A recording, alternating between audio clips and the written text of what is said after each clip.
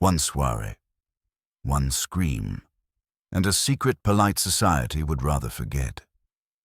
Welcome to Mystery Parlour. I am your host, Axen. Your comments make these stories come alive. Where are you watching from today? Hearing from you all makes this journey even more special. Let's dive in. The midnight soirée was not, as its name implied, an event of any particular nocturnal daring. In Flaxborough, midnight was a term as elastic as the morals of its better citizens, stretched to suggest glamour without ever straining decency. In truth, the soirée seldom lingered past 11:30, lest the borough treasurer's wife, who presided over the raffle, be deprived of her cocoa and digestive biscuit before bed. This year, the soirée was held in the Assembly Rooms, that red-bricked monument to municipal self-respect, under the auspices of the Flaxborough Civic and Literary Society. The program promised music, dancing, light refreshment, and, most importantly, a short address by Alderman Harcourt Chubb, who had lately been elected chairman of the Town Amenities Subcommittee. This, as he reminded anyone polite enough to listen, was an office not without its weight of responsibility. At 9:10, the hall was near to full. The air shimmered faintly with floor polish, perfume, and the cautious enthusiasm of people whose enjoyment was determined rather than spontaneous. At one end, a string quartet coaxed from their instruments the sort of music that could offend no one and please very few. Mrs. Flora Chubb, a woman of firm bosom and firmer opinions, directed the refreshment table with the authority of a field marshal. Behind her, a line of sherry glasses caught the light in neat formation. She had arranged them, as she often said, by station: Bristol cream for the better class, medium dry for the hopeful middle, and lemonade for those in trade. In a corner near the fire exit, Miss Lucy Teatime, sometime milliner, now retired for health reasons, was whispering animatedly to Mrs. Clegg of the Drapery Guild. "Of course, my dear," she murmured, "I should never repeat a thing told to me in confidence. But if Councillor Larch really did have that carpet replaced a week after the planning vote, well, what are we to think?" Mrs. Clegg, who prided herself on a balanced mind, tilted her head. "We are to think," she said judiciously, "that a man with a new carpet is not necessarily corrupt, though it would depend upon the quality of the weave." At precisely 9:00, Alderman Chubb ascended the dais to a smattering of applause. He began with a joke concerning the borough surveyor's fondness for decimal points, which was received with polite bewilderment, and moved on to his principal theme, the beautification of the civic centre. Purbright, who had been persuaded by Sergeant Love to attend for the good of community relations, stood near the back. His expression, as ever, suggested mild interest in something not yet visible. Love, meanwhile, was making a study of the mayor's daughter, who, though largely composed of ambition, possessed enough lipstick to interest a man of less subtle sensibilities. Chubb spoke for precisely 12 minutes, which was about 7 more than the occasion warranted. When he concluded, the applause was enthusiastic in the way that politeness and exhaustion sometimes combine. Then the orchestra struck up a quick step, and the evening resumed its respectable momentum. It was not until after the raffle, just as Mrs. Chubb was counting the proceeds into a small leather purse, that the disturbance occurred.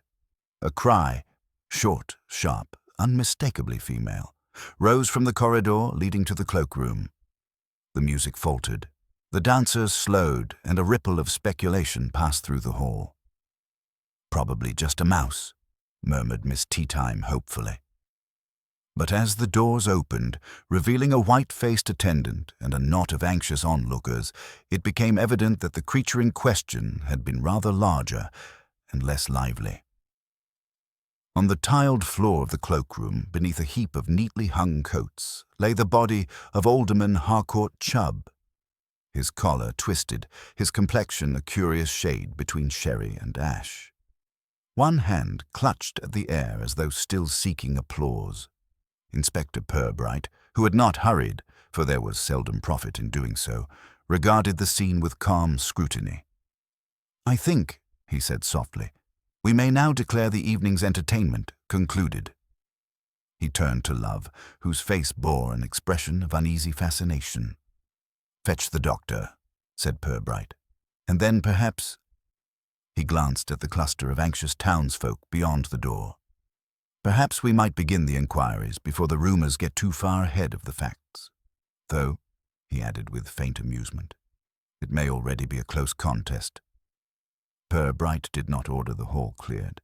He allowed the evening to subside as a pond settles when boys stop throwing stones. Flora Chubb kept both hands upon a small leather purse, as though ballast were prudence. Sergeant Love brought Dr. Fergus, who stepped to the cloakroom, felt for a pulse already beyond diplomacy, and announced it with the professional sorrow of a man acquainted with Tuesdays. "Compression of the neck," Fergus said. "Not protracted. Whoever did this was close and decided." He looked at Purbright. "You will need quiet." "We have it," said Purbright. He examined the floor rather than the alderman. A scuffed crescent by the skirting board, the sober alignment of coats, the alderman's hat lying brim down as orderlies lie at attention. The cloakroom attendant, a narrow young woman with an apologetic fringe, wrung her fingers. Her badge announced Maisie. "I only stepped out a minute, sir. Mrs. Chubb wanted a knife for the raffle tin. I fetched it from the kitchen. Who used the room while you were here?" Purbright's tone suggested that time, properly spoken to, becomes cooperative. "Mr. Chubb, twice, before and after his speech, for his scarf. Mrs. Clegg came for her cardigan. Councillor Larch looked for a little packet he'd mislaid. Mrs. Larch wears gloves. He doesn't. That is how I remember." "And the door to the alley?" "Locked. I keep the key on a chain." "Keep it on the same chain," said Purbright, and smiled as if endorsing good housekeeping. In the hall, gossip had sorted itself into grades, much like flour. Near the stage, earnest women debated decency. By the refreshment table, young men advocated firmer policing. At the doorway, Miss Teatime dispensed soft conjectures for hard promises. Purbright inclined his head. "I'm sorry, Mrs. Chubb. May I ask your husband's movements after his address?" "He mingled. He congratulated the treasurer. He spoke with Councillor Larch about the trees on Market Hill. He disliked drafts and went for his scarf." Her words were placed, not spent. "Was he carrying anything beyond his hat?" "A program. He refused to rest hats on chairs." "Enemies?" Purbright asked mildly. "Influence makes them like bread makes crumbs." "Inspector," she said, and the temperature dropped. "My husband administered. He did not intrigue." "Administration," said Purbright, "is intrigue in its Sunday suit. Thank you." They found Councillor Larch in the anteroom polishing his spectacles with devotional care. "This is dreadful," he began. "Harcourt and I, collegial to the last." "You mislaid a packet," Purbright observed. "A trifle, likely at home." "Nothing of consequence." "Then its loss will not trouble you," said Purbright. "You went to the cloakroom?" "I did. No packet. No scarf either. I do not wear one." "Of course." Purbright's smile suggested a modest loan to be repaid later. "We'll speak again." The hall thinned. The mayor yielded command. Purbright lingered in the doorway of the cloakroom and looked. The ticket board hung in numerical obedience. One, however, had been returned backward, its dull back on show. Purbright turned it with a forefinger. 47. On the opposite board, the matching hook bore a plain woman's coat. In its pocket lay half a sugar sachet from the railway buffet, folded twice, a whisper of sweetness dusting the seam. He left both where they were. In the corridor, Miss Teatime sailed by. "Miss Teatime," Purbright said mildly, "when did you last advise the alderman on matters of appearance?" "In August," she said. "Mrs. Chubb likes him precise. Collars that argue with necks. Too tight? Placed with zeal," she said. Love cleared his throat. Sir, we must have someone who saw something. Maisie stepping out? Well, that's convenient. Convenience, Purbright replied, is what Fax put on to travel unmolested. We will have her statement tomorrow before the newspaper improves it. Obvious suspect, Love ventured. Obviousness is a habit of people who enjoy surprise, said Purbright. We'll collect accuracy instead. Names and addresses as they leave, if you please. No theatricals. By 11, the assembly rooms had the spent look of a parlour after a visit from sturdy relations. Purbright listened to the silence and found in it small noises. The scrape that becomes a quarrel, the breath that becomes decision, the rustle of a coat. Someone had come to the cloakroom intending a brief correction and discovered opportunity. Outside, Market Street drew curtains against the news. Telephones were lifted. Beliefs began to sort themselves, and with them allegiances. Purbright closed the cloakroom door, set the key on its hook, and made only one concession to drama. He looked again at the reversed ticket and the coat that did not belong to a woman careless with sugar. Tomorrow would provide statements. Tonight would keep its counsel. He paused, committing small arrangements to memory, the town's provisional furniture of quiet truth. Morning arrived with the grim punctuality that tragedy lends to small towns. The sky over Flaxborough, habitually indifferent, had chosen a thin drizzle which clung to shop windows and the collars of men who preferred brisk talk to reflection. In the market square, the milk van's tires hissed along the cobbles. By the time the church clock struck 9, gossip had completed its first circuit of the borough. The alderman, it was said, had choked on a sweet or been struck by an allergic seizure, or else, according to a report traceable to Miss Teatime, succumbed to strangulation of a civic nature. Each theory possessed equal confidence, if not evidence. At the police station, Purbright sat at his desk, the morning paper spread before him. The Flaxborough Citizen had done its duty. Alderman Chubb dead. Police inquiries continue.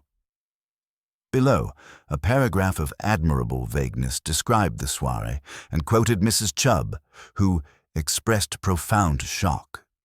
The account, Purbright noted, omitted both the manner of death and the tone of the widow's expression, which had not so much shocked as privately affronted. He folded the paper and reached for the first of the typed witness statements. Maisie had been questioned early. Her words were tidy but thin. She had left the cloakroom to fetch a knife. Upon her return, she saw feet under the coat rail and thought someone fainted. No stranger had been seen entering or leaving. The only persons unaccounted for in those 5 minutes were Councillor and Mrs. Larch, Mrs. Clegg, and 2 visitors from the Literary Society's Lincoln branch who had departed shortly after the commotion. Purbright leaned back, steepling his fingers. A small window of time, he murmured, yet sufficient for municipal improvement. Sergeant Love entered with a sheaf of notes and a conscience slightly frayed. Sir, Mrs. Clegg's at the front. Says she mustn't be thought reluctant to assist. Purbright smiled faintly. That sentiment alone will ensure her a long morning. Mrs. Clegg proved a vision of cautious virtue wrapped in mauve. She perched on the chair opposite and regarded the inspector as one might a solicitor retained by destiny. I wouldn't say I was close to Alderman Chubb, she began, though I had reason to observe him. A man fond of committees, Inspector, if not of conclusions. Always a phrase short of an apology. Did you speak with him last evening? Only about the raffle. He insisted on counting the tickets himself. I told him a good Christian could trust Providence, but he said Providence should never handle public funds. She paused, eyes darting toward Purbright's notebook. You think he was murdered, then? Purbright's pencil hovered without haste. We think he was interrupted, Mrs. Clegg. The degree of interruption remains to be measured. Well, she said with a sigh, if you ask me, I'd start with Councillor Larch. He was very put out last month. Planning permissions and such. There was talk of Chubb's decision being personal. Do you know what the decision concerned? Something to do with the new car park. Larch wanted his cousin's firm to supply the paving. Chubb refused, said it smacked of nepotism, which, in fairness, it did. Did they quarrel? I wouldn't call it that. It was quieter, like someone arguing with their income tax, but it rankled, and his wife, well, she was all over Harcourt at the soirée. Flattery is cheaper than tarmac, after all. Purbright nodded once. Thank you, Mrs. Clegg. A most practical observation. When she had gone, Love asked, "Do you think Larch did it, sir?" "I think," said Purbright, "that Councillor Larch will have prepared a version of last night in which he behaves admirably. The question is whether the truth will consent to such editing." They walked together to the council offices, a building whose corridors smelled faintly of linoleum and dissent. Larch awaited them in his room, surrounded by plans for the car park in question. He stood when they entered, his expression that of a man unjustly drafted into history. "Terrible business," he said, polishing his spectacles. "I hardly slept. Poor Harcourt." "Indeed," said Purbright. "You spoke with him after his address?" "I did, yes. A brief word about council matters. He was distracted. Said something about revising figures. Then off he went for his scarf. I left soon after." "You didn't return to the cloakroom?" "Good heavens, no." He gave a laugh too quick to live comfortably. "Why should I?"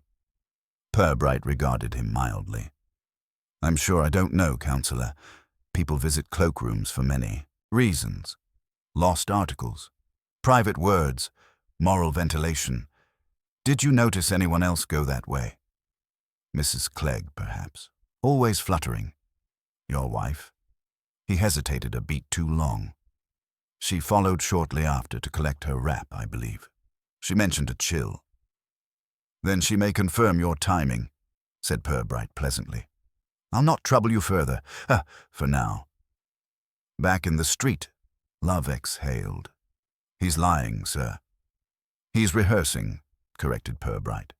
"Whether for guilt or dignity remains uncertain. Let us hear from Mrs. Larch before the orchestra swells." By mid-afternoon, the drizzle had thickened into rain that drummed like modest applause on the station roof. Mrs. Larch arrived at the police office wrapped in scent and uncertainty. Her answers fluttered between anxiety and composure. She admitted following her husband to the cloakroom, merely to see if he'd found the wretched packet. She had heard voices, Chubb's and another man's, but when she reached the door, all was silent. "Did you enter?" asked Purbright. "No," she said quickly. It felt improper, as if a quarrel had ended and the air was still bruised. "What time was this?" "Just before the raffle. Perhaps 10 past 10. Purbright thanked her, then waited until she had gone before saying softly, "The hour of interruption." He looked again at the folded sugar sachet, now sealed in an evidence envelope on his desk. "A coat with sweetness in its pocket," he mused, "and a quarrel that ended too quietly. It seems Flaxborough has acquired both bitterness and aftertaste." Love watched him carefully. "What now, sir?" Purbright smiled. "Now we ask what became of Councillor Larch's little packet. Because men rarely lie over trifles, unless those trifles contain something worth the trouble."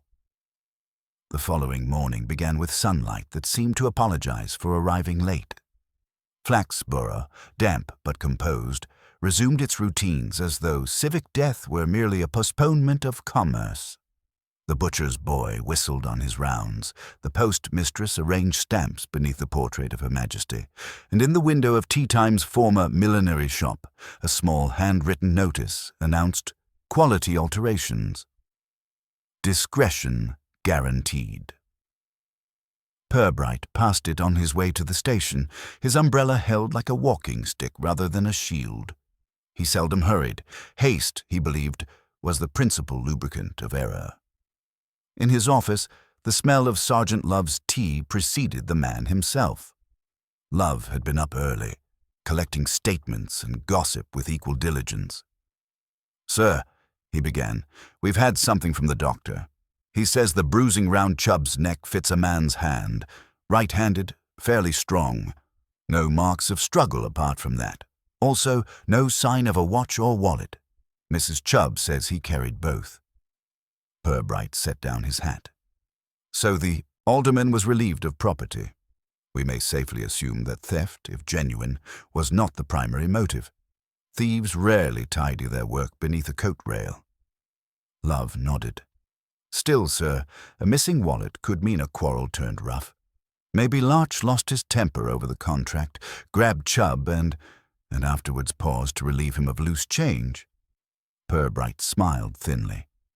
Let's not compose the ballad before we've heard the tune. What else? Mrs. Larch sent word she's found the packet her husband mentioned. Says it was in the car after all, between the seats. Just receipts from the builders. She's eager to clear it up. How thoughtful, murmured Purbright. Guilt, Sergeant, sometimes prefers to send flowers before the funeral. A constable appeared at the door. Beg pardon, sir. There's a gentleman to see you, Mr. Quentin Parrott, from the Flaxborough Citizen. Says he's writing the human interest follow-up. Purbright's mouth twitched. Ah, yes. The human interest. So much easier than the inhuman truth. Show him in. Parrott entered with the air of one expecting to be both obstructed and quoted. Inspector, terribly sorry to intrude. The public's a bit unsettled. Any official statement yet? None that would satisfy either of us, said Purbright pleasantly. You may tell your readers the police are making progress, which is both accurate and devoid of comfort. The reporter smiled. There's talk the alderman might have been silenced. Something about the council contracts. Any substance in that? There's talk about the price of haddock as well, said Purbright. I give them equal weight until evidence weighs in. Parrott hesitated, then produced a small notebook. One other thing. I spoke with Miss Teatime this morning. She said Alderman Chubb received a letter at the soirée, hand-delivered by someone in evening dress. Do you know about that? Purbright's expression changed only slightly, but Love stiffened. A letter? Yes, said Parrott. Miss Teatime insists she saw it. A cream envelope, quite thick. The alderman looked annoyed. Slipped it into his pocket. That was before his speech. Did she see who delivered it? Asked Purbright. She says no, only that the man was tall and wore gloves. Thought he might be from the town clerk's office. Then I'm indebted to Miss Teatime's eyes and perhaps her imagination. Purbright rose, signaling the interview's end. If you publish, Mr. Parrott, kindly omit the gloves. They'll encourage romance. When the reporter had gone, Love said, Sir, could the letter have been what Larch called his packet? Maybe it wasn't from a builder at all. Possibly, but people rarely invent paper they can later be forced to produce. Still, Miss Teatime's observations, while embroidered, are seldom wholly fictitious. We shall confirm the idle alderman's post. He did not have long to wait. Constable Crabbe returned from the Chubb residence with a small tin box, its lid decorated with roses now doled by time. Mrs. Chubb keeps her husband's correspondence, sir. Says this one came last night. He produced a cream envelope, unsealed. Purbright withdrew the letter. It contained 3 short lines, typed without signature. Meet me in the cloakroom after your speech. It concerns the contract and what you owe. Bring the papers. No date, no name, no courtesy. Only an insistence that now felt almost impersonal in its authority. Love exhaled softly. That sounds like blackmail. Or self-defense, said Purbright, depending which side of obligation one stands. He refolded the letter. We shall not mention this to Mrs. Chubb until necessary. Her comprehension of nuance is limited to wallpaper. By noon, they were back at the council offices. The corridors buzzed with nervous industry. Councillor Larch greeted them with forced briskness. Found that packet yet, Inspector? I trust you've had luck. Luck, said Purbright mildly, tends to favor those who need it least. We have found, however, that Alderman Chubb received a note last evening, requesting a meeting in the cloakroom. Larch's hand froze on his pen. Good Lord, from whom? Perhaps you can tell us. It mentioned the contract. That seems to be a recurrent phrase among your colleagues. He managed a thin laugh. Inspector, I had no quarrel worth murder. Yes, there were disputes. Every committee breeds them, but Chubb was obstinate, not dishonest. Then whoever wrote the note believed otherwise, Purbright replied. I shall need samples of your typewritten correspondence for comparison. Larch's protestations dwindled into a sigh. As you wish, though I expect you'll find my machine produces its own eccentricities, like its owner. Outside, Love said quietly. He's shaken, sir. He's discovered that secrets, like mice, dislike being cornered. Purbright walked on, the drizzle returning. We shall have the note examined, but I suspect the typewriter will prove more sociable than its owner. They reached the station as the clock struck 3. Purbright paused, gazing through the misted window at the market square. A letter, a missing wallet, and a coat with sugar in its pocket, he said. Each detail polite enough in isolation, yet together they seemed to whisper of debt and confection. I think, Sergeant, that someone sweetened an unpleasant truth before serving it cold. Love frowned. You mean Chubb was being blackmailed by someone he trusted? Perhaps, said Purbright, or perhaps he trusted the wrong sweetness. He looked at the letter again, its crisp folds neat and silent. We must find out who owed whom, before the town convinces itself of what it prefers to believe. By late afternoon, Flaxborough's civic calm had worn thin. News of the mysterious letter had leaked, whether by design, accident, or Miss Teatime's conversational philanthropy, and was now the chief ingredient of speculation sold over every counter in the high street. Purbright, walking slowly past the drapers and the ironmongers, was greeted by the usual chorus of polite half-questions, to which he responded with the equally habitual murmur of, still making inquiries. His calm manner disarmed curiosity as deftly as it encouraged imagination, which he had learned was sometimes the more fruitful ally. At the station, the typed note lay under a paperweight, awaiting a visit from the county's laboratory man. Purbright regarded it with detached interest. Anonymous words, he reflected aloud, are like unattended parcels, either trivial or explosive. Love, busy with a notebook, looked up expectantly. We've checked the council's typewriters, he said. 3 of them could have produced the letter, the one in Larch's office, another in the treasurer's, and one in the public library. Miss Hazelrig at the library says theirs is used by anyone who needs to fill out civic forms. Then the town itself may be the author, Purbright said, a collective conscience tapping away in uppercase. Love grinned, but it faltered when the telephone rang. He lifted the receiver, listened, and mouthed, Mrs. Chubb. Put her through, said Purbright, his tone neither eager nor weary, merely prepared. Inspector, came the widow's voice, tight and deliberate. I've found something among my husband's papers, a receipt or something similar, with Councillor Larch's name upon it. Perhaps it is relevant. Everything is relevant until it isn't, said Purbright. I'll come directly. The Chubb residence, a broad-fronted villa on Station Road, bore all the symptoms of money honestly accumulated and taste reluctantly acquired. The hallway smelled of beeswax, moral rectitude, and lavender polish. Mrs. Chubb received Purbright in the parlor, where her late husband's portrait presided in freshly dusted reproach. She handed him an envelope. Inside lay a small, unsigned slip of paper bearing the heading of Larch and Partners, Builders and Surveyors. Beneath, in a firm hand, was written, Payment received. Paving contract amendment, $250. No date, no stamp. I found it in my husband's writing case, she said. I cannot imagine why he had it.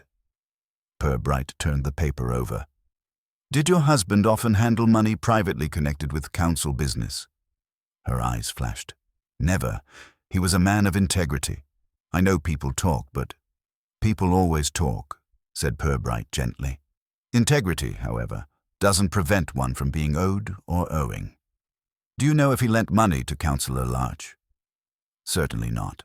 He considered Larch, well, unsound in both taste and temperament. Did he mention the car park contract to you? She hesitated. Only that he'd refused a proposal. Something improper. He was troubled afterward, though he wouldn't say why. I believe he meant to speak to the town clerk. Purbright pocketed the slip. Thank you, Mrs. Chubb. You've been helpful. If anything else surfaces, resist the temptation to tidy it away. Disorder in police work is often more instructive than cleanliness. As he stepped outside, the air had grown heavy with an approaching storm. Across the street, Miss Teatime appeared at her gate, dressed for an errand that would certainly end in conversation. "Inspector," she called, "do you find that poor Mrs. Chubb bears up?" "Remarkably," said Purbright. Miss Teatime sighed. I always thought her fortitude would outlast her husband. She was built for endurance, not enthusiasm. "Your sympathy does you credit," said Purbright. "You've been a witness to many of our recent civic occasions. Did you ever notice unpleasantness between Alderman Chubb and Councillor Larch?" "Only the kind of unpleasantness that money and planning applications tend to produce," she replied. "There was talk, idle, of course, that Larch's wife encouraged the alderman to reconsider his decision. But I imagine that was social diplomacy, not seduction." Purbright inclined his head. "A useful distinction, though the border is sometimes less distinct than one hopes." Back at the station, Love was waiting with news. "Sir, the typewriter expert's been on. The note wasn't written on any council machine. He says the alignment's off. Domestic model, probably portable, older style." Purbright sank into his chair. Then the letter came from somewhere more private, less official. A hand unaccustomed to formality, perhaps. That narrows our field to practically everyone in Flaxborough. Love hesitated. "Sir, could Mrs. Larch be involved more directly? If she wrote the note, to lure Chubb, say, for her husband's sake." "Possible," Purbright agreed, but her fear when questioned didn't resemble guilt. It resembled recognition of something she wished unremembered. He retrieved the slip from his pocket and set it beside the note. A payment of £250. Unrecorded. A letter demanding what you owe. 2 different documents addressing the same debt from opposite directions. Someone lent, someone borrowed, and someone resented both. Outside, thunder rolled, soft and prolonged, like a council debate conducted by gods. Purbright rose and crossed to the window. "Sergeant, we'll call at the Larch residence again, this evening. There are questions that prefer the dark." By the time they arrived, the rain had begun in earnest. Mrs. Larch answered the door herself, pale but composed, as though awaiting judgment she had already accepted. "Inspector," she said, "my husband's not home yet. There's a late meeting." "Council business?" asked Purbright. "I suppose so. He left soon after tea. He's been, well, distracted since you saw him." Purbright studied her face, then the small writing desk by the window. A typewriter sat there, half covered by a cloth. Its keys, wiped recently, gleamed faintly in the lamplight. "May I?" he asked. Her lips parted. "Of course." He lifted the cloth, glanced at the platen, and saw what he expected, the faint impression of the word contract ghosting backward across the rubber. He replaced the cloth gently. "If your husband returns," he said, "advise him to rest. Tomorrow may prove demanding." As they left, Love looked over his shoulder. "You think she wrote it, sir?" Purbright opened his umbrella. "I think she knew it was written, and that knowledge may have cost the alderman his breath." The rain fell harder, beating against the cobbles like impatient fingers. Purbright paused at the corner and looked back once more. Behind the curtains, a single light flickered and went out. The town, he thought, was beginning to tidy its conscience before the truth arrived to inspect it. The storm had passed by morning, leaving behind the washed calm peculiar to English towns after rain, a sense of apology, followed by renewed gossip. In the square, puddles reflected the council buildings as though the borough itself were uncertain of its own solidity. Purbright arrived at the station with the unhurried stride of a man accustomed to letting facts ripen in their own time. Sergeant Love awaited him with an air of polite agitation and a damp copy of the Citizen. "Morning edition's out, sir," he said. "Mr. Parrott's been busy. He's written that the police are pursuing a promising line of inquiry and that several letters of interest have come to light. Seems Miss Teatime's contribution to journalism continues." Purbright took the paper and read the opening paragraph with a faint, indulgent smile. "The man writes like a conscience with punctuation," he said. "Still, a little confusion among the public can be instructive. It reveals who rushes to correct it." "Meaning, sir?" "Meaning, Sergeant, that we shall soon know who most fears discovery." Their conversation was interrupted by a constable carrying a brown paper envelope. "Message from County Forensics, sir. Results on the typewriter impression you sent." Purbright opened it and extracted the report, his eyes scanning the neatly typed lines. "Interesting," he murmured. "They've confirmed that the word contract was indeed typed on Mrs. Larch's machine, but not necessarily by her. The spacing matches, the wear on the ribbon matches. Whoever used it was careful but not skilled, an unfamiliar typist." Love frowned. "Could have been the councillor himself, sir, trying to make it look like someone else." "Possible," said Purbright. "But remember Mrs. Larch's reaction, less like guilt, more like dread. A woman who fears what she's seen, not what she's done." He folded the report and set it aside. "We'll let Mr. Larch account for his evening meeting, if indeed there was one." By mid-morning, Larch presented himself at the station, raincoat over his arm and defiance carefully buttoned beneath civility. "Inspector, I understand you visited my home last night. I'd prefer if my wife weren't distressed further by this unpleasantness." Purbright gestured toward a chair. "We dislike distress as much as anyone, Councillor, but our inquiries occasionally brush against it. You were not at your meeting last night." "I was. Initially, town clerk's office. Routine matters. Afterwards, I walked. Needed air." "In a thunderstorm?" He hesitated. "It was less intense by then. I think better in bad weather." Purbright's gaze was mild. "And when you think better, what do you think about?" "About the absurdity of it all," Larch replied. "Alderman Chubb gone, rumors in every teapot, and myself treated as though I'd strangled him with my own bylaws." "Rumors," said Purbright quietly, "usually rest upon something that once had weight. You and Chubb disagreed over a contract. You visited the cloakroom. You possessed a typewriter recently used to summon him there. And there's the small matter of a payment receipt bearing your name." Larch's face reddened. "That receipt is nonsense. The amount was a private loan. Chubb insisted on calling it a gesture. I paid it back in cash months ago. He must have kept that slip out of spite." "Did you provide a receipt for the repayment?" "No, of course not. We were colleagues, not traders." Purbright leaned back, steepling his fingers. "You see the difficulty. Without proof of repayment, it appears as though you owed him, and he received a letter demanding repayment or restitution on the very night he died. That's what we call coincidence, but only until it proves itself conspiracy." Larch's composure faltered. "I didn't write that letter, nor did my wife." "I believe you may be half right," said Purbright.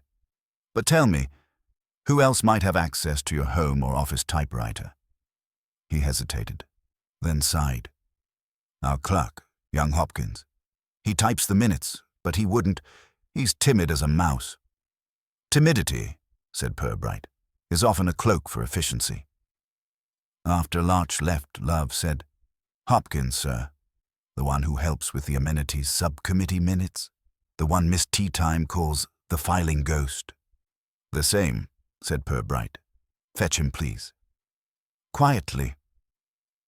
By noon, the clerk arrived, pale, slender, and nervous enough to rattle without provocation. He carried a briefcase that looked as if it contained his soul. Purbright greeted him with courtesy and tea.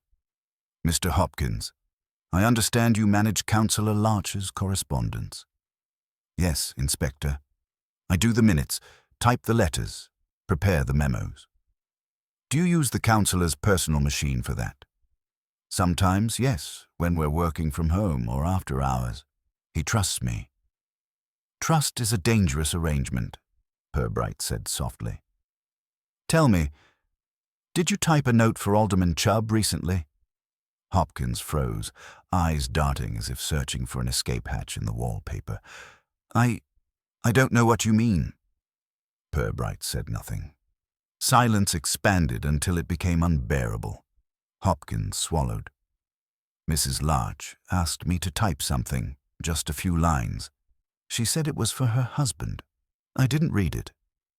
"But you saw the words as you typed?" "Yes, sir," he whispered. "Something about a contract and what was owed. She said it was a reminder. Nothing official." "And when did this occur?" "The afternoon before the soirée. She came to the office herself. Said her husband was too busy to dictate." Purbright leaned forward. "Did you tell Councillor Larch about it afterward?" Hopkins shook his head. I was afraid. He's been volatile lately." "Volatile?" Shouting at his wife. "Money troubles, I think. She paid me from her own purse last week. Said the councillor's accounts were delayed." When the clerk had gone, Love stared at Purbright. So she did write it, or had it written, but why? To warn Chubb, or to draw him out for her husband? Purbright rose, hands clasped behind his back.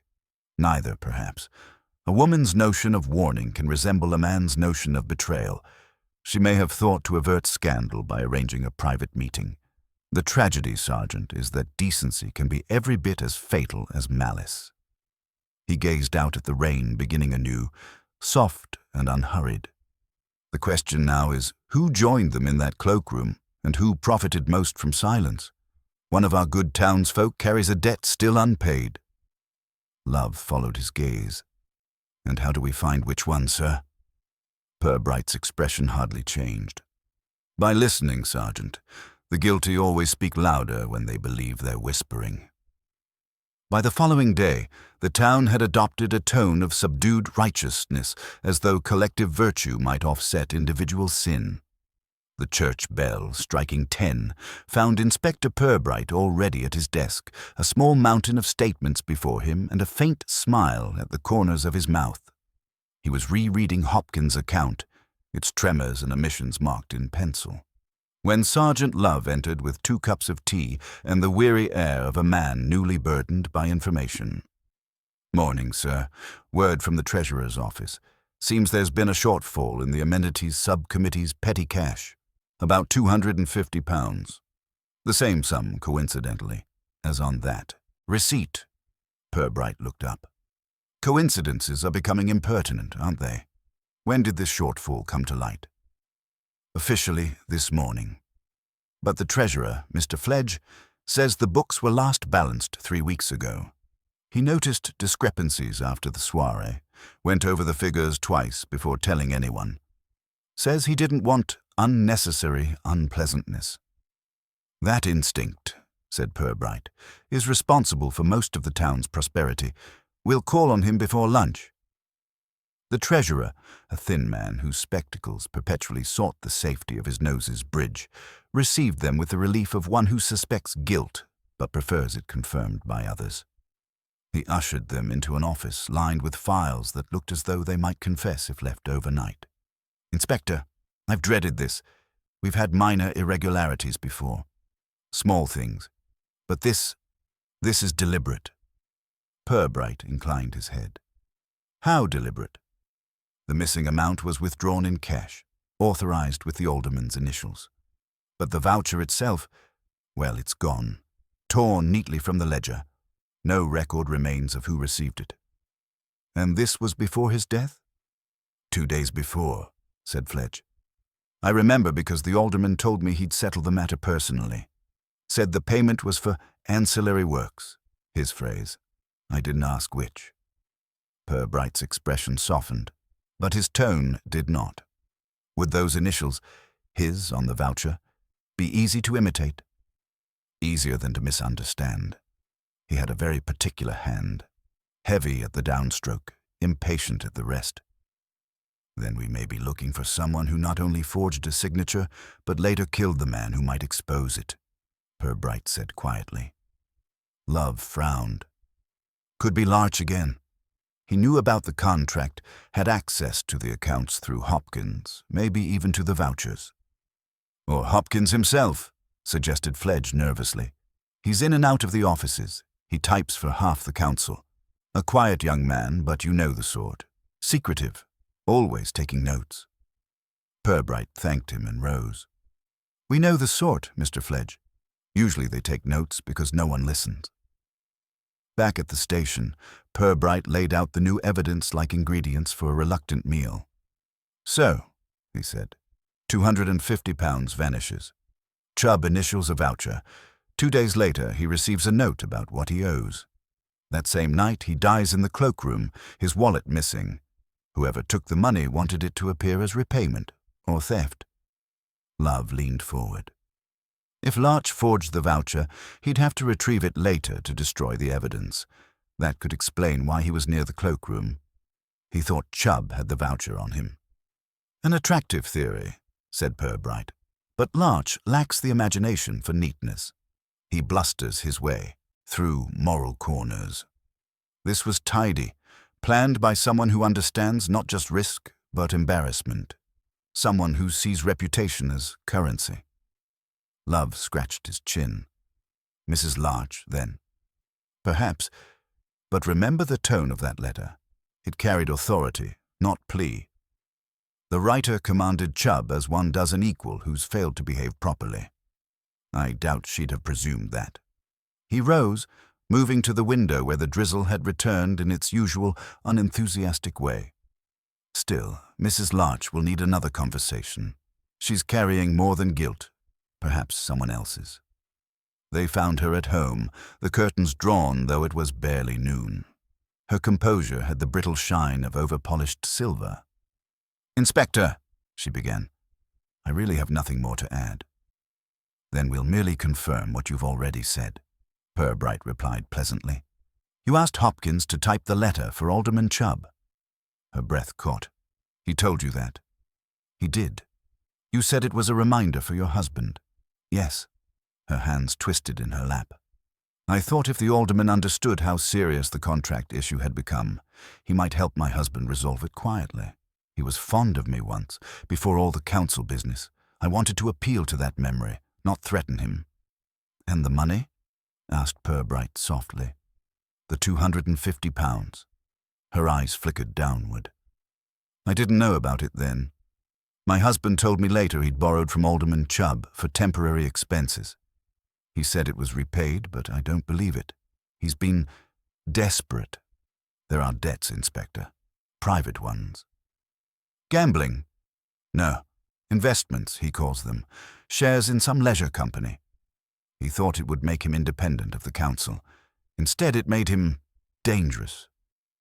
Purbright nodded slowly. "Did he know you wrote to Chubb?" She hesitated, then whispered. "He found out after the soirée began. We quarreled in the corridor. He said I'd ruined him, that Chubb would use the letter to blackmail us both." Her voice faltered. "Then he left me and went toward the cloakroom. That was the last I saw of him, until much later when he came home soaked and shaking." Love drew in a sharp breath, but Purbright raised a hand. "He returned after the murder?" "Yes. I didn't know what had happened then, only that he was pale and trembling. He told me not to ask questions. He burned a paper in the fireplace. Said it was finished, that no one could prove anything now. Purbright regarded her for a long moment, the clock ticking quietly in the hall. Mrs. Larch, I believe you have told me the truth as you know it, but I must warn you, your husband may have mistaken the extent of his success. Some ashes, I find, are very talkative. As they left, Love murmured, So it was Larch. He killed Chubb to cover the forgery. Purbright shook his head. He burned something, yes, but not necessarily his guilt. A man who panics burns the wrong things. I fancy there's still a fragment somewhere. Perhaps among the ashes, perhaps in someone's conscience, and until we find it, we shall let the counsellor believe in his cleverness. It may yet lead him to be generous with words. Love smiled grimly. A confession, sir? Not yet, said Purbright. Merely conversation, the longest road to honesty. That evening, Purbright sat in his office beneath the dim green lamp that made paper appear older and people more honest. The storm outside had quieted to a thin mist, and the police station had settled into the slow rhythm of routine. Typewriters cooling, constables muttering over reports. Only Purbright and Sergeant Love remained, the silence between them filled by the quiet insistence of unfinished thought.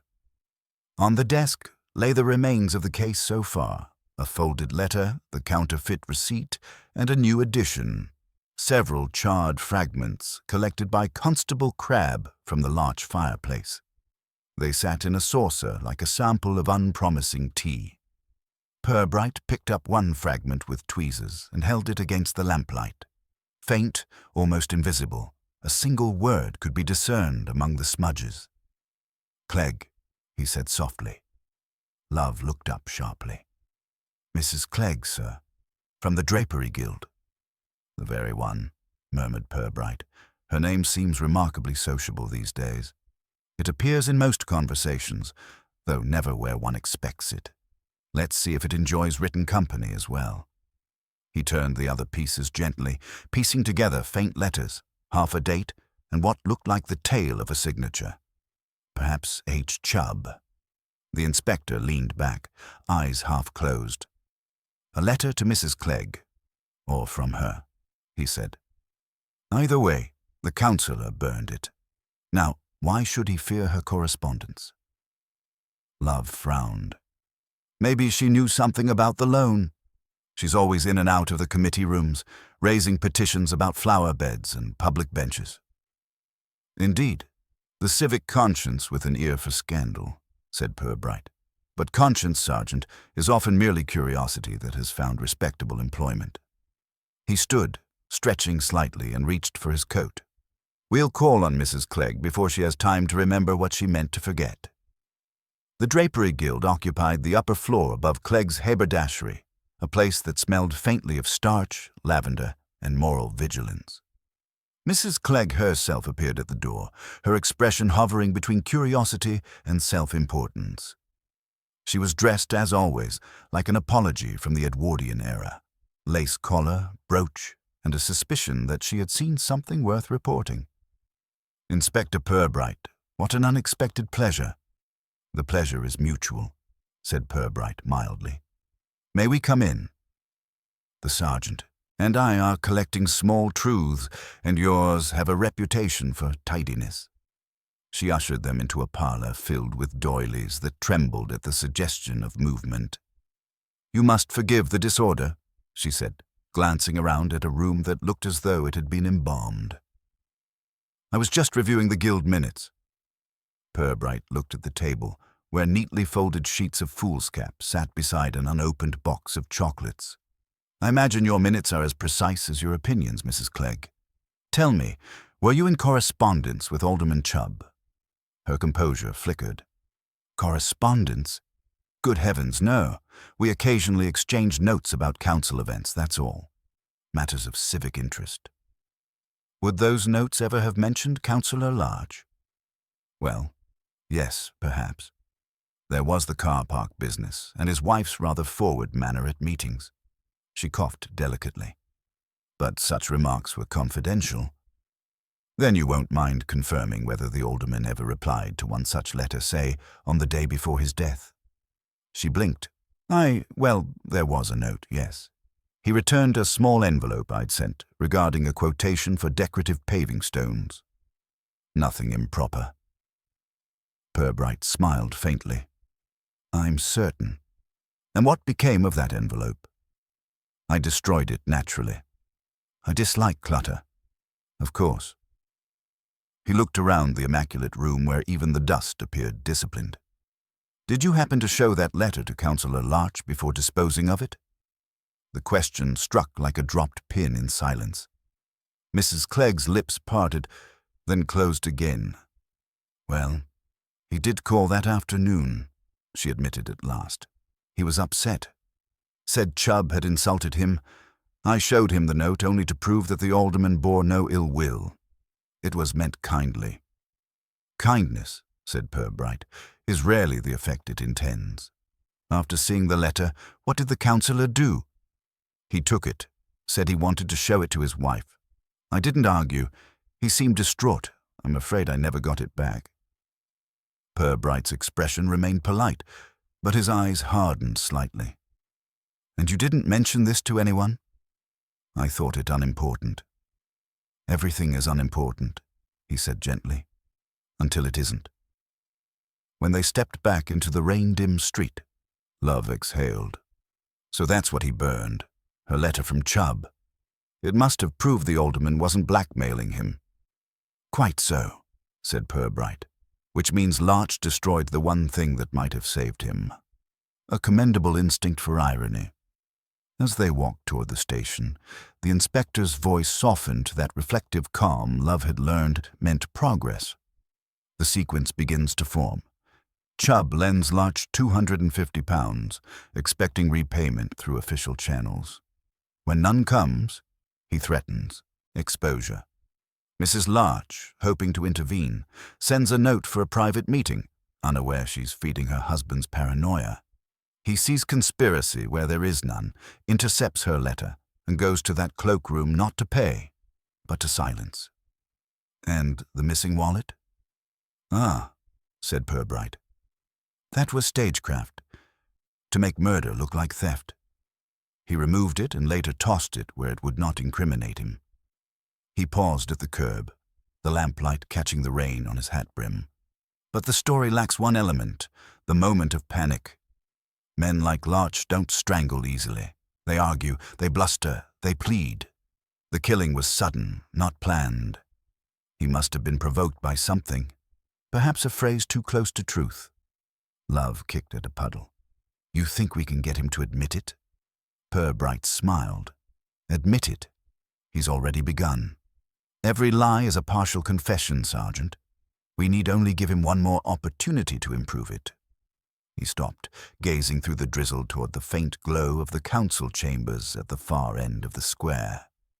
Tomorrow, we shall offer him that opportunity. Politely, of course. Nothing so rash as accusation, just a conversation among public servants in the interests of civic clarity. Love grinned faintly. A trap, sir.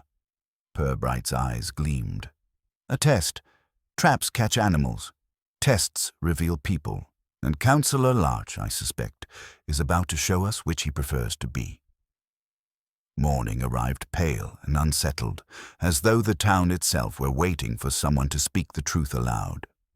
The council building stood solemnly under a sky the color of tin, its flag at half-mast more out of habit than respect. Purbright walked through the echoing corridor with the air of a man who had already solved something but wished to see if others might confess to it on their own. Sergeant Love followed a few paces behind, clutching a folder of typed notes and the faint hope that today might finally provide the clean simplicity police work so rarely allowed. Councillor Larch was waiting in the mayor's office, summoned under the pretext of clarifying procedural matters. His attempt at composure was undermined by the restless flicking of his lighter. Open, close, open again. Purbright observed it as he might a clock whose ticking he meant to measure. "Councillor," he said pleasantly, "I'm obliged to you for coming. We've nearly completed our report on Alderman Chubb's unfortunate death. Before it's forwarded to the coroner, there are one or two details we'd appreciate confirming." Larch gave a stiff nod. "Glad to cooperate. I've nothing to hide."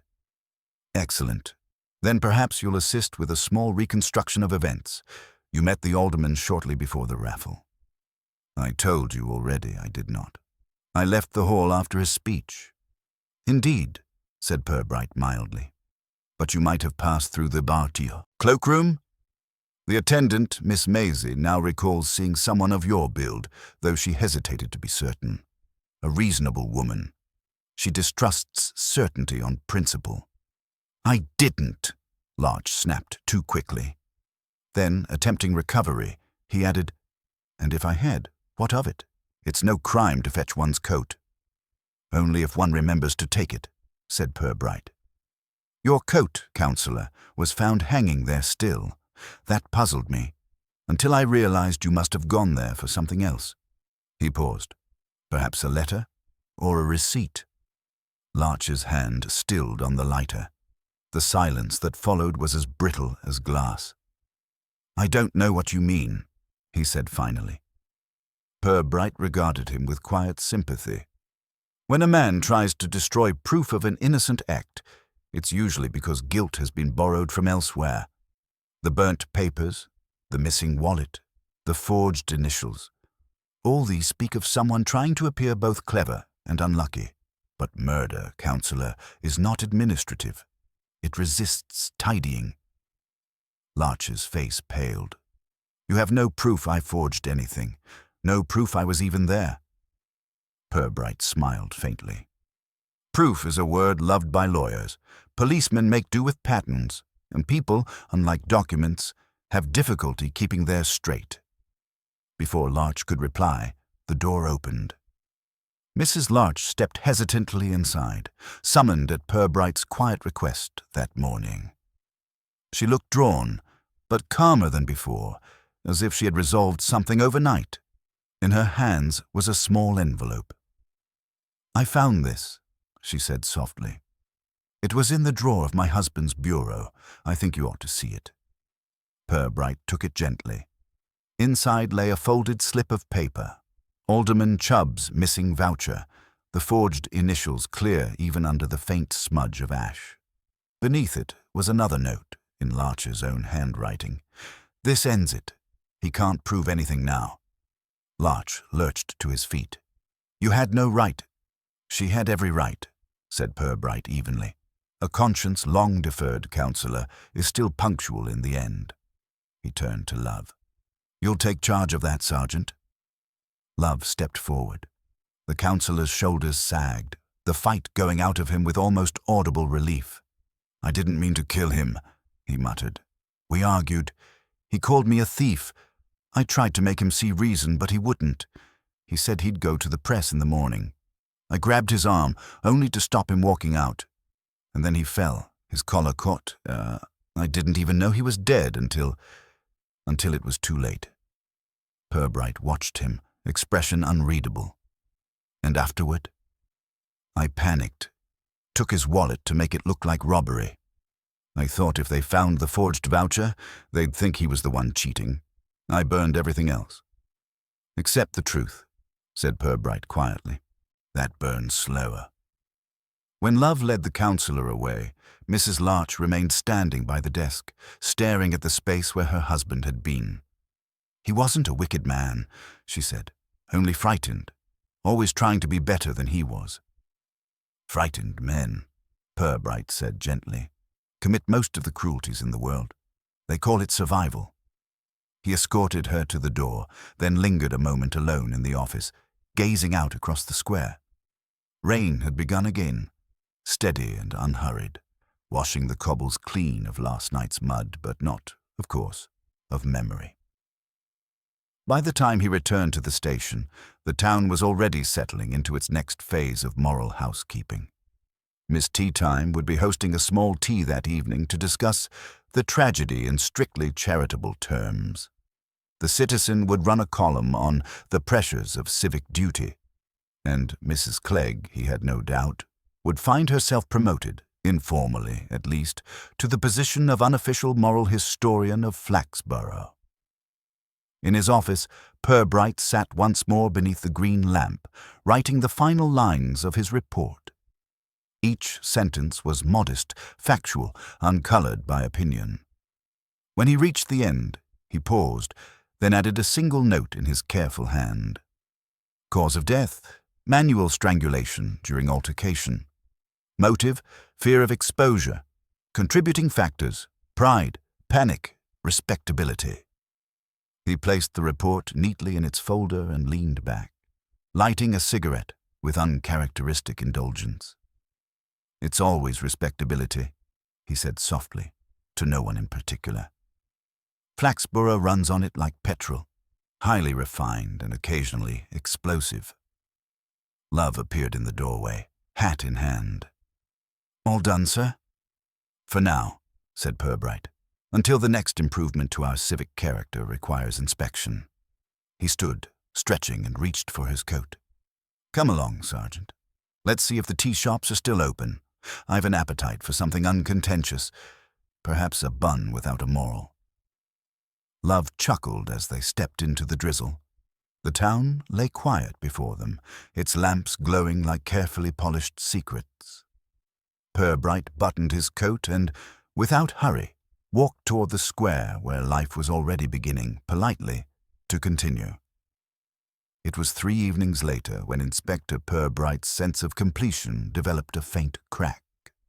The town, having tasted scandal and survived, had returned to its preferred climate of moral drizzle, neither fully innocent nor especially penitent.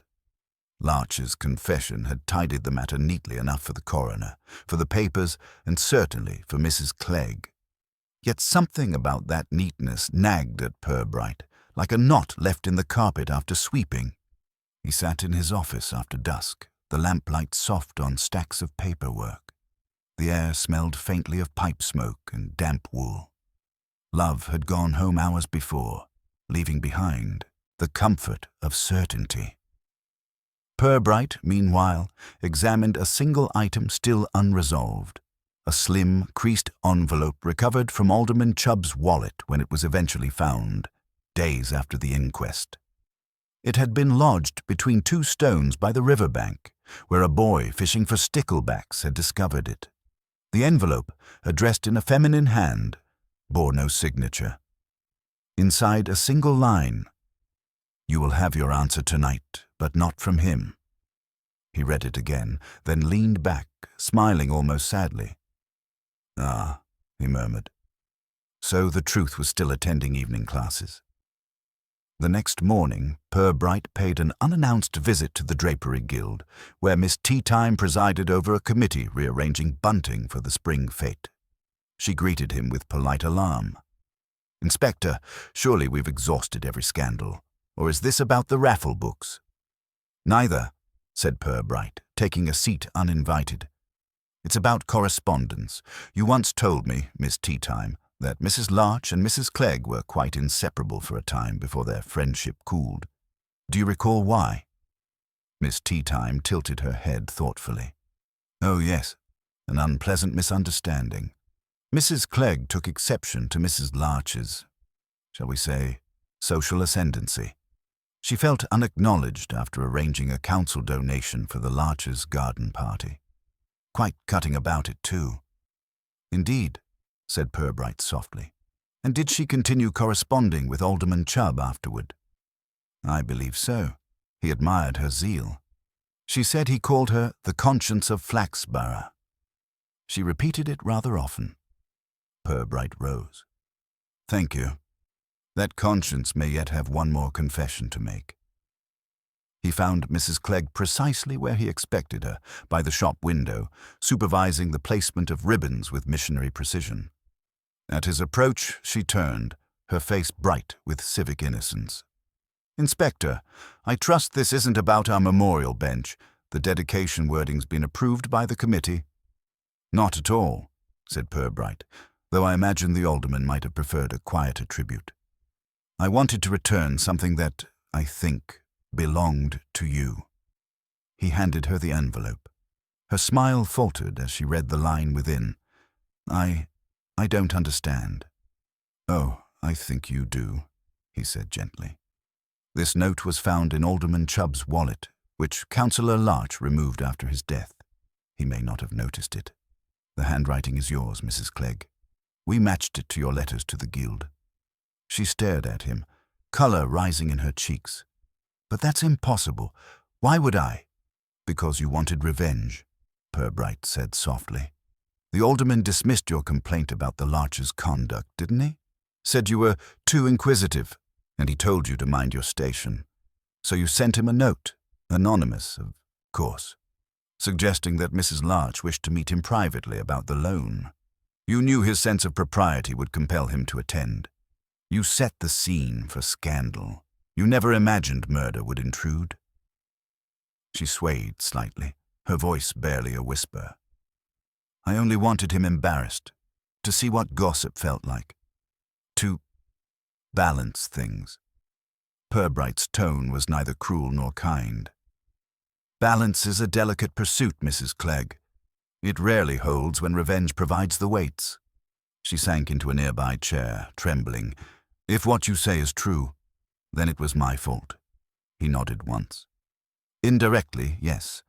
But Flaxborough, I find, runs on indirect fault. You'll not be charged. Intent has its limits in law, though not in conscience." He glanced toward the window where the morning light caught her ribbons. "I would suggest fewer memorial benches for a while. Reflection sits better when one stands." When he left, she was weeping quietly, less from guilt than from the shock of being understood. Back at the station, Purbright found Love waiting with a report. "Morning, sir. Everything's signed off. The Larch case is officially closed." "Indeed it is," said Purbright, placing his hat on the rack, though perhaps not quite finished. Love frowned. "You mean Mrs. Clegg?" Purbright shook his head gently. "I mean Flaxborough, Sergeant. It never quite finishes anything. It just folds it neatly and puts it back in the drawer." He sat down, filling his pipe, and looked out at the market square, where shopkeepers opened shutters and the fountain splashed with its usual complacence. "Still," he said after a moment, "truth is a service like any other. Provided with care, it keeps the town respectable." Love smiled, and us employed. "That too," said Purbright. "But remember, Sergeant, our work is less about punishment than preservation. Without us, the place might start telling itself the truth too soon." They shared a quiet laugh, then went about their paperwork. Outside, the sky cleared, sunlight washing the rooftops in a modest gold. Life in Flaxborough resumed its ordinary rhythm. Genteel, oblivious, politely repressed. In the evening, Purbright walked home along the river, the slow current gleaming under lamplight. He thought of Alderman Chubb, of Larch's panic, of Mrs. Clegg's letter, each thread woven by pride, each knot tightened by fear. Yet the river carried it all downstream as it always had, leaving the town's reflection untroubled. He paused on the bridge, the faintest smile at his lips. "We tidy, they forget," he murmured, "and the world keeps its manners." Then, turning toward the glow of his own modest lamp, he added with the dry amusement of a man who understood his trade too well, "Until next time."